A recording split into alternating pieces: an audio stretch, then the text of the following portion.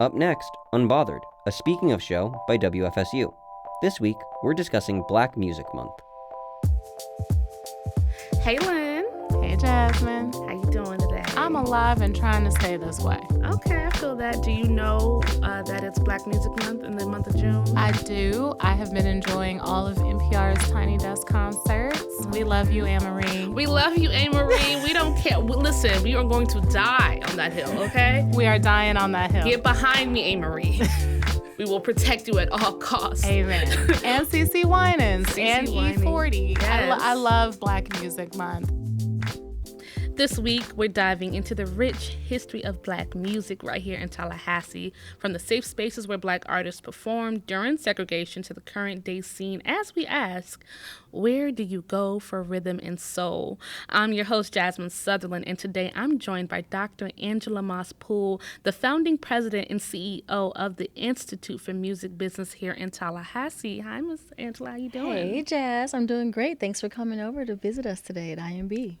It's my pleasure. Thank you for opening your space. And if you guys hear rumbling and music and drums and speakers booming, you know it's because we are here in the Institute, in the lab. Yes. Okay. As many of you know, it's Juneteenth, a day we honor the end of slavery in the United States, marking June 19th, 1865, when enslaved African Americans in Galveston, Texas, were finally informed of their freedom. It's also Black Music Month, a time where we celebrate the legacy, the culture, and impact of Black musicians across generations. So we're going to be diving into some great topics here. Now, Miss Angela, during segregation where safe spaces were limited or non-existent, can you tell me, where did Black artists go to perform here in Tallahassee? You know, it's so funny. We're talking about segregation time, which is 50 plus years ago, but in some ways it's still the same today. But Black artists in Tallahassee during segregation had very few formal spaces available to them. So they made their own. They performed in private homes. They performed on back porches, in church basements, and eventually in juke joints, makeshift clubs. One of them is very famous, is just recently closed, is the Bradfordville Blues Club, which is most of them were in rural areas or behind neighborhood stores. And so, you know, most of them kind of sat in hidden little spaces at the end of a dirt road. And, you know, they drew some of the biggest names, people like B.B. King and, you know, Ma Rainey. But those spaces weren't just about music. They were about safety and resistance and community. And for many of us, it was the only place where Black people could gather, dance, and share joy freely. And commune and have a good time. Oh, yeah. And just be safe. Be among family.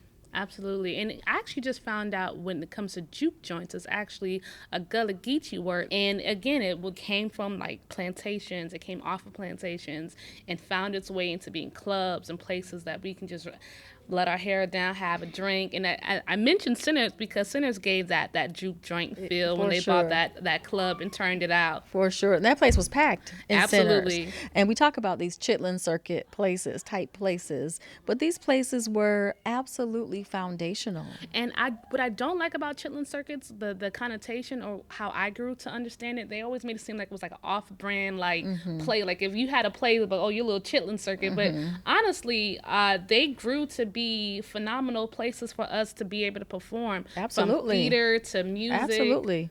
They nurtured our raw talent and they gave opportunities, like you said. And it gave that real performance experience. So you almost could do what's called shedding, which is where artists can go and practice and just kind of get their runs, practice their sets.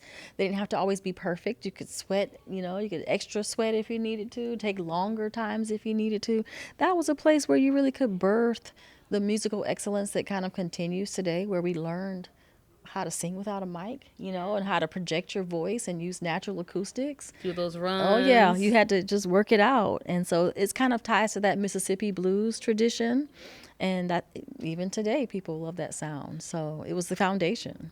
Now, in your opinion, how has the legacy of these early safe spaces influenced the music culture in Tallahassee today? I feel like that legacy still lives on. I can still feel it, in places like Frenchtown, in places, where one of the oldest, historically Black neighborhoods is in the state. You have places like B Sharp's Jazz Society that's still there. I've never been. You have the community shows at Railroad Square, and you get to see the resilience of artists that perform at these open mic nights.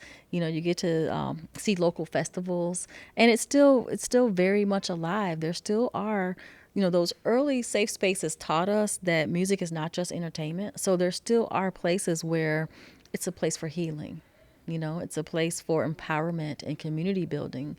And I feel like what's happening in those areas is building on the energy that started with those juke joints, and it's driving that work that we continue to do to honor tradition and innovation. So that's kind of what we're doing here at IMB. Like, we're here in the South Side. We're strategically, intentionally located here in the South Side, but we're bringing innovation here. So we're saying we're still tied to the history of those juke joints, the history of that old way. But how do we take it into the future? So what do you think of the future is for like Black music? I mean, it's Black Music Month. Like, how do we amplify those voices more as like a community, as fans? Like, what's the future looking like? I think we're going to have to define what Black music is now. I was thinking about, I saw a clip on social media where Prince won Black R&B or Black Album of the Year or something like Prince? that. Prince. The Prince? Okay. He won the last one.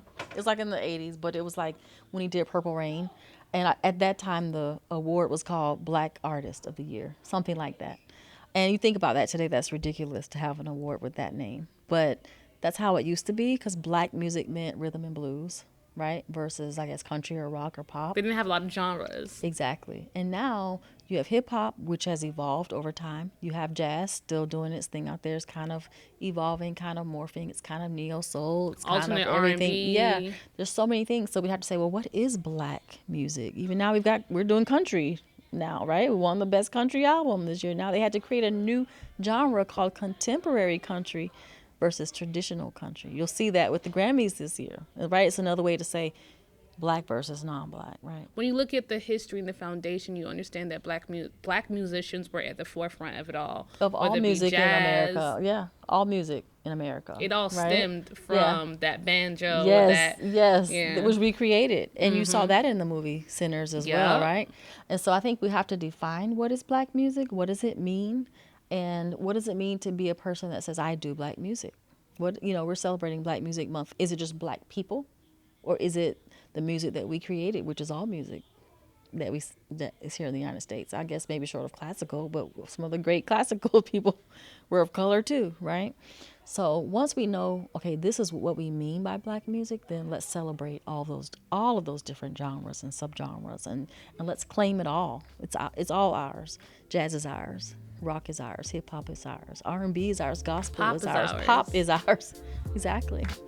And let's just celebrate it all. Let's own it all. I love that for us. Yes.